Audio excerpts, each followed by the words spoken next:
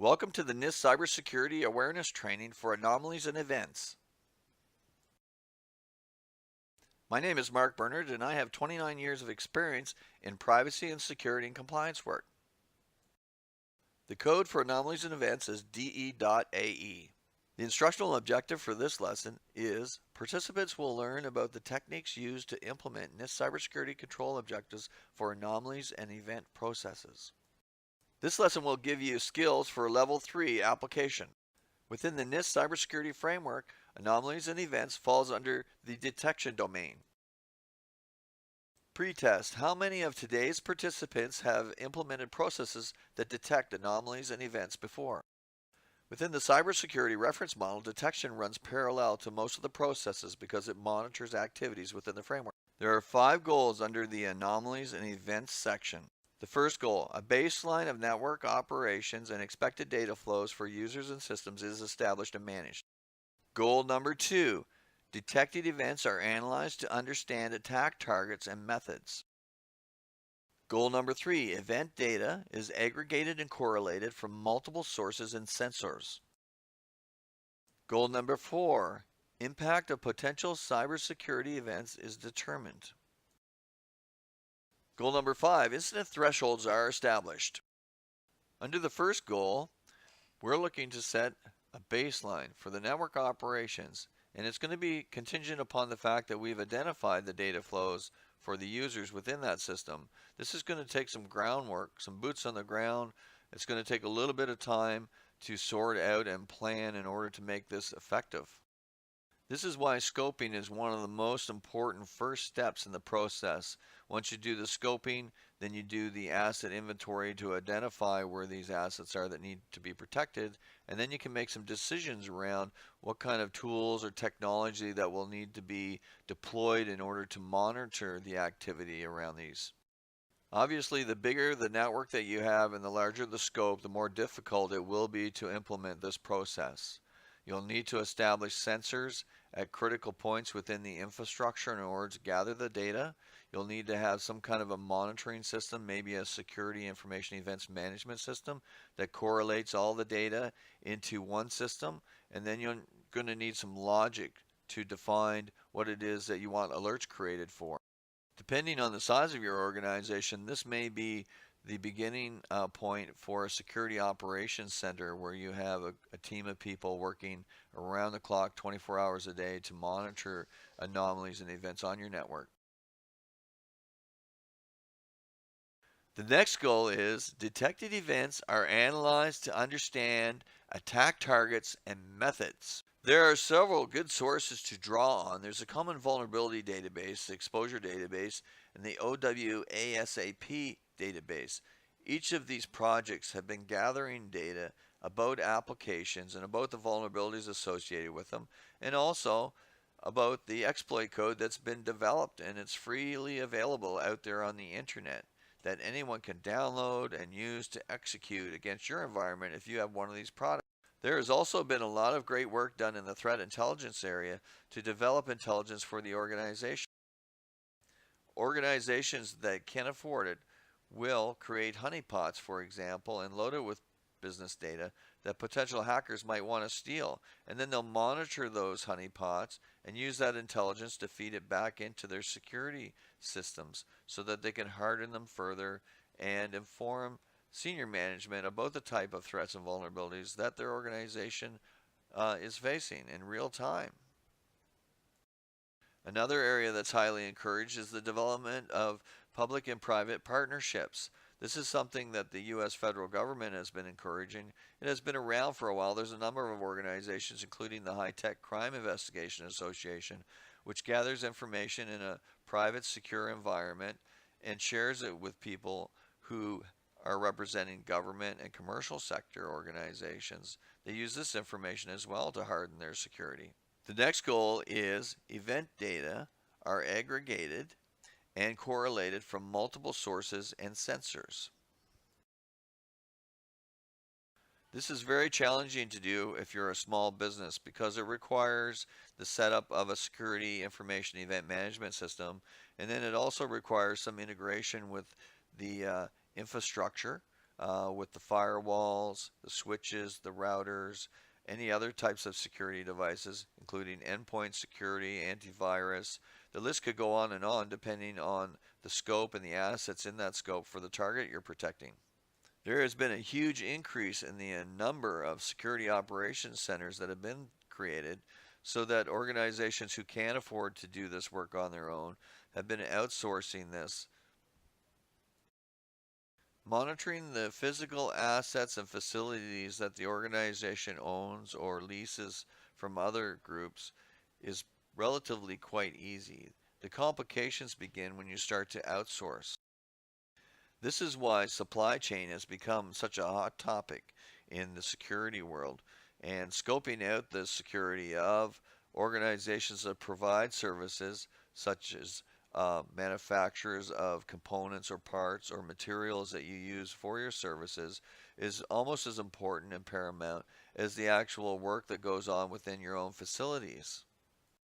In addition, there are security risks associated with cloud computing. Cloud computing is the number one way that most organizations currently reduce the cost or total cost of ownership of their infrastructure by outsourcing things like infrastructure and software and leveraging the elasticity of the cloud. Fortunately, a lot of the development in intrusion detection and prevention systems is now led to the creation of software taps that can be used to monitor not just the north-south, which is more traditional monitoring within the infrastructure, but also the east-west traffic that's traversing across the cloud.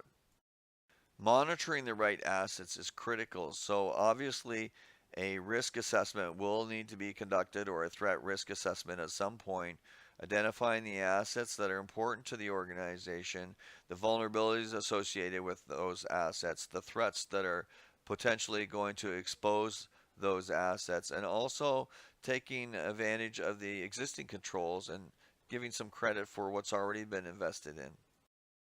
Tuning the performance metrics for a monitoring system is also critical to ensure that it's effective and it is capturing the right data and that there are no gaps or exposures, leaving the assets open. Another benefit of correlating the events and monitoring for security breaches is the data that you're going to capture that can be used for investigations or problem management or incident management. These are all connected to the monitoring of this activity, as well as quality management services. As the wise man once said, Demings, you can't manage what you can't measure. So putting your ears on the ground and listening to the sounds that are happening within your network will empower your organization to be more ready for a cyber attack.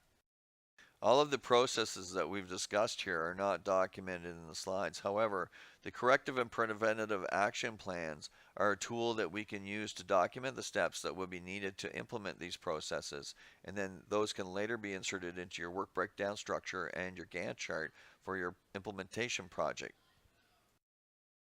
Goal number 4 is impact of potential cybersecurity events is determined.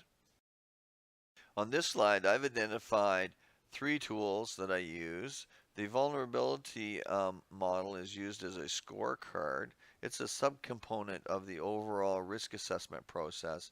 Just below that is also business impact table. This is also compliant with the NIST 800-53-4 or 5, whichever one you're using. This is also a subcomponent of the harmonized threat risk assessment approach that I use.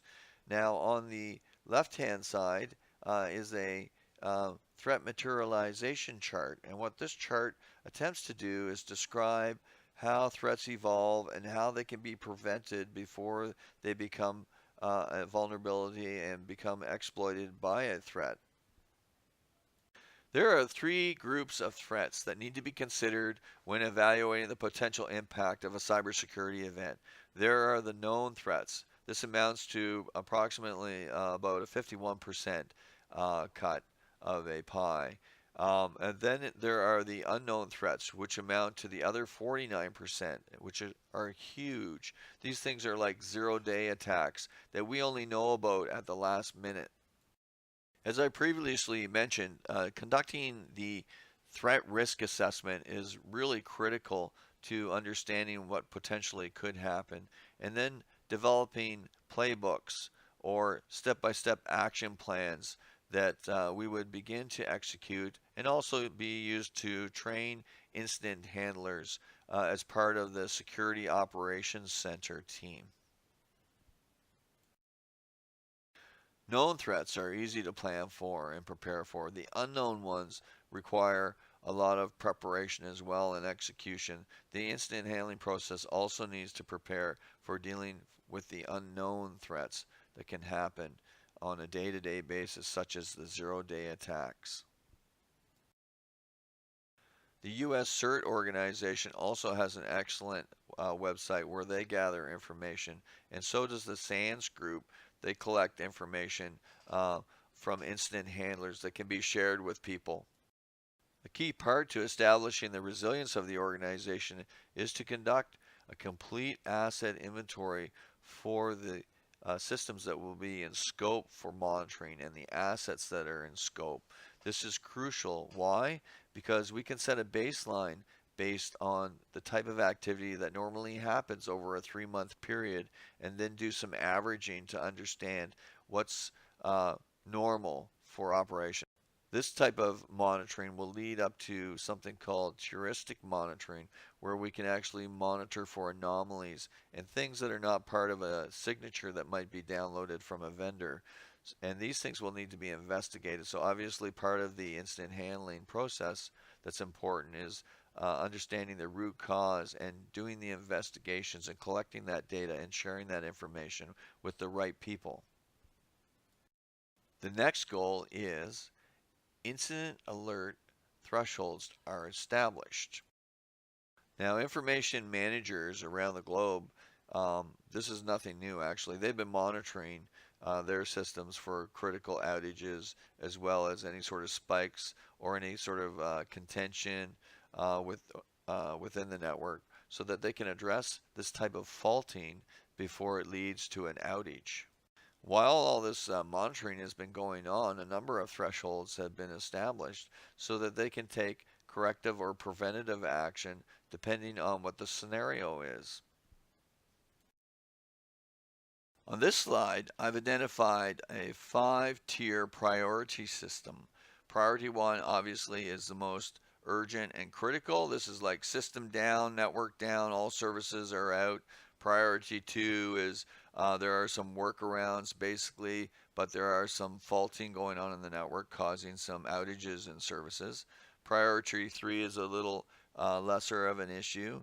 And as you go down the scale, the descriptions that are contained within these little boxes help to explain what the expectations are for not just for the staff or the incident handlers that are dealing with the problems in the incidents, but also for any service providers who are engaged as part of the process, either by monitoring or providing Tier 2 or Tier 3 support. What I've done with service providers, such as cloud providers or software or hardware vendors, is I've also attached some performance metrics. So we have regular service management meetings, and we can see how effective they've been at providing their services and where the potential areas are so that we can make improvements. So this is not to punish the service providers, but just to make sure that they're on the same page with our organization. So the key processes involved with providing incident threshold response planning are incident procedures as well as problem management procedures, deployment, change management, all of these basic features as well as the coordination, so service management structure, the coordination with your third-party vendors and providers is also required, maybe even service continuity processes. As part of the risk assessment you've done, you may have identified some of the vendors that are part of your supply chain who play a critical role in whether or not you can defend against cyber threats and incidents. And this may take some work to refine those relationships. So the detection of anomalies and events is not just the responsibility of the organization or its IMIT, ICT or group. It's also the responsibility of any vendors or service providers that play a key part in the supply chain. This could be somewhat problematic because you may have already established master service agreements or contracts or statements of work with these external parties in the supply chain, and you may not have thought about the risk management component or the risk assessment component and the support for defending against cybersecurity threats. So this may be a situation where you're going to have to wait for their contract renewal to come up in order to negotiate these options or clauses back into the agreement and set some thresholds around them. So what this is leading up to is the fact that you're going to have to work closely with contract management or procurement in order to rewrite some of the contract language, the schedules and the articles to include the provisions necessary to support what you're attempting to do when it comes to the identification of threats to the organization and the actions that will need to be taken by your partners. Don't forget who else needs to know too. The senior executive team as well as the board of directors need to be informed about your successes and the failures and the threats to the organization. Now let's move on to some activities. These activities include drafting the roles and responsibilities matrix, updating the conformity matrix for audit and checking the security control effectiveness later on, creating corrective and preventative action plans that will help lay down the step-by-step procedures and tasks that need to be accomplished in order to implement some of the procedures that we've talked about today. As part of the activities, also we will help you with the assessment of the current maturity of your processes so that you have a clear starting point for where you need to initiate the corrective and preventative action plans. And then we'll help you update your work breakdown structure. And actually, most of this stuff needs to be done by you to ensure that the skills have been transferred for the module and for the requirements for establishing the monitoring of anomalies and events within your existing environment. The way the process will work is we'll provide the templates.